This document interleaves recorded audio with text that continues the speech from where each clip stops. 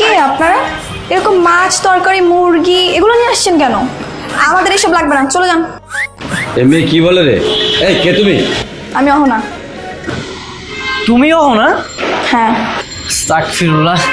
আব্বা তুমি এই মেয়ের সাথে আমার বিয়ে ঠিক করছো? এবার তো কিছু ঠিক নাই, আবার ছেঁড়া প্যান্ট পরছে গেঞ্জি পরছে। না না না, এই মেয়েকে আমার পছন্দ হয়নি। ভাই এত তামো গ্রামে লতাই সুন্দর।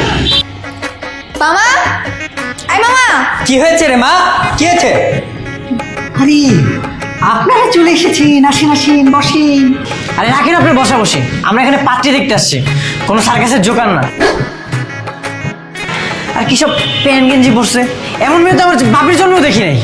হ্যাঁ চলে যান, আপনাদের না পাত্র দেখতেও হবে না। আপনার মতো এরকম খ্যাত লাউ কুমড়ালা পাত্র আমিও জীবনে দেখি নাই। পাত্রী দেখতে আসলে এরকম মাছ মাংস মুরগি নিয়ে আসে কেউ? খ্যাত কোথাকার।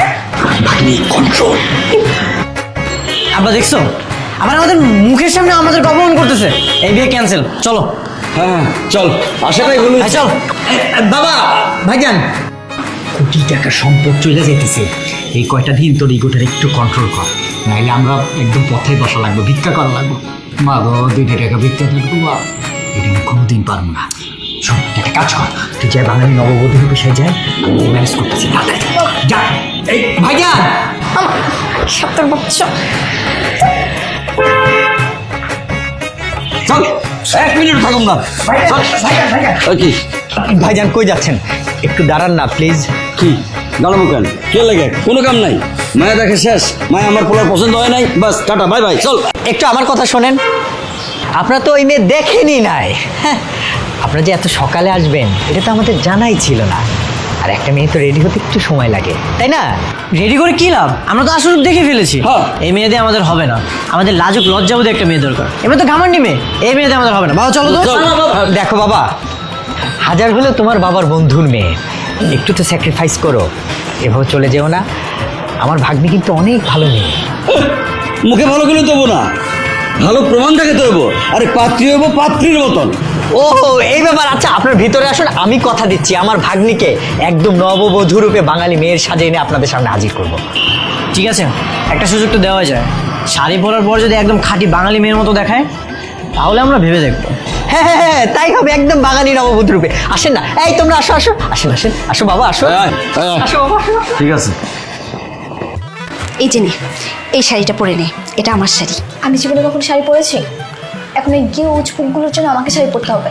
জীবনে কিছু পেতে হলে কিছু দিতে হয়, আর কোটি টাকার সম্পত্তি পেতে হলে এখন মাথা ঠান্ডা করে একটু অভিনয় করে যা, তা না হলে কিন্তু সব শেষ। কি করতে হবে? শাড়ি পরতে হবে, কিন্তু আমি তো শাড়ি পরতে জানি না, কি করবো? আচ্ছা ঠিক আছে, আমি পরিয়ে দিচ্ছি, ওঠ, কোনো চিন্তা নেই, আয় ওঠ। চিন্তা করেন না, চলে আসবে। কি ব্যাপার আপনারা এইভাবে খালি মুখে বসে আছেন? নেন না, কিছু খান না। না খাবো খাবো, আগে আমরা পাত্রী দেখি তারপর খাবো। ঠিক আছে, আমার নিজের ভাগ্নি বলে বলতেছি না, আমার ভাগ্নি হচ্ছে লাখে একটা, এরকম মেয়ে খুঁজে পাওয়া বিরল। আপনারা দেখার সাথে সাথে পছন্দ হয়ে যাবে।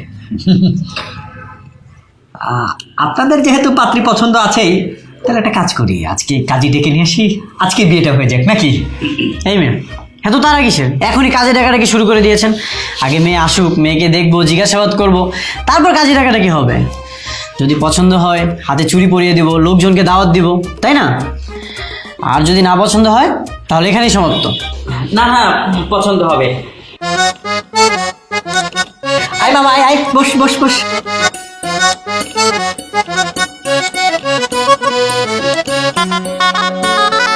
বসো। দেখি মেয়ে তো আমার আব্বারে সালামই দিল না। ভাগ্নি সবাইকে একটা জোরে সালাম দাও তো। আসসালামু আলাইকুম।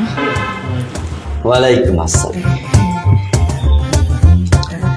আচ্ছা এখন আপনাদের যা যা প্রশ্ন আছে জিজ্ঞেস করেন। ঠিক আছে। আচ্ছা মা বলো তো তোমার পুরো নামটা কি? আতিয়া জাহান অহনা। মাশাআল্লাহ, খুব সুন্দর নাম। তার লেখাপড়া কত করছো? আব্বা লেখাপড়া দিয়ে কি হবো? বিয়ার পর কি চাকরি করবো নাকি? জিজ্ঞাসা করে রান্না বান্না জানে নাকি? ছেলে তো কাজে লাগবে। কেন? আমি কি আপনার বাসায় কাজের বুয়া হয়ে যাবো নাকি যে রান্না বান্না করতে হবে? অবশ্যই, তুমি তো আমাদের বাড়িতে গৃহবধূ হয়ে যাবে। সেখানে গিয়ে তোমাকে রান্না বান্না করতে হবে, সবাইকে রান্না বান্না করে আপ্যায়ন করতে হবে, তারপর পুকুর থেকে পানি আনতে হবে, গরুর জন্য খাবার আনতে হবে, উঠান ঝাড়ু দিতে হবে। একটা গ্রামের গৃহবধূ যা যা করে ঠিক তাই তাই তোমাকে করতে হবে।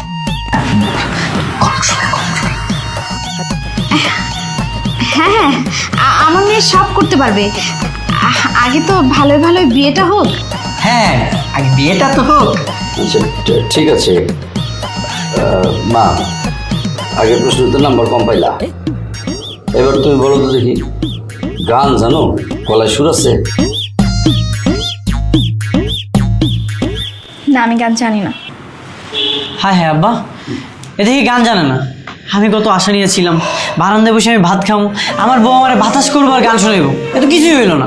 হ্যাঁ, আমি তো ভাবছিলাম আমার লগে তুমি গলা মিলে গজল গাইবা, আমি রোজ সকালে গজল গাই। আচ্ছা যাক, এইটাও তো ফেল করলা। ভাই আমার গ্রামে লতা কিন্তু ভালো গান জানে। আচ্ছা যাক, আরেকটা কাজ করো। আচ্ছা মা, তুমি একটু হাইটা দেখাও তো।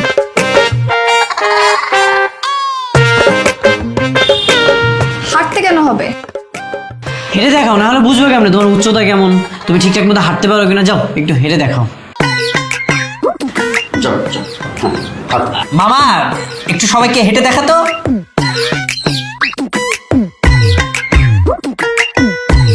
হ্যাঁ যাও যাও মা, হাঁটো।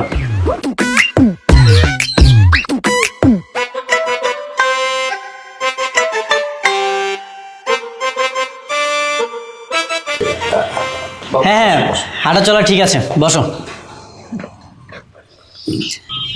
বাবা, হাঁটা তো ঠিকঠাক মতো আছে না? হ্যাঁ, আবিল, তোর কিছু জিজ্ঞাসা করার আছে? তাহলে জিজ্ঞাসা কর। আচ্ছা বলেন তো ভাবি, জলে চলে না ছোঁয় পানি, জলে তার অর্ধেকখানি, সেই জিনিসটা কি?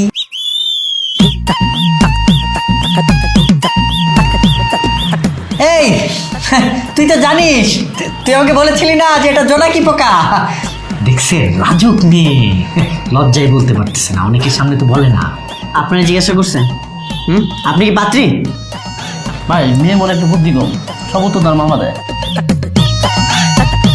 তুমি তো কোনো কাজই ঠিকঠাক মতো পারো না, রান্না বান্না ঠিকঠাক মতো পারো তো? হ্যাঁ হ্যাঁ, আমার মেয়ে সব রান্না পারে, ওর হাতের রান্না খুব মজা। ঠিক আছে, তাহলে তুমি একটা কাজ করো, এখন আমাদের জন্য চা বানিয়ে নিয়ে এসো, দেখি তোমার চাটা কেমন।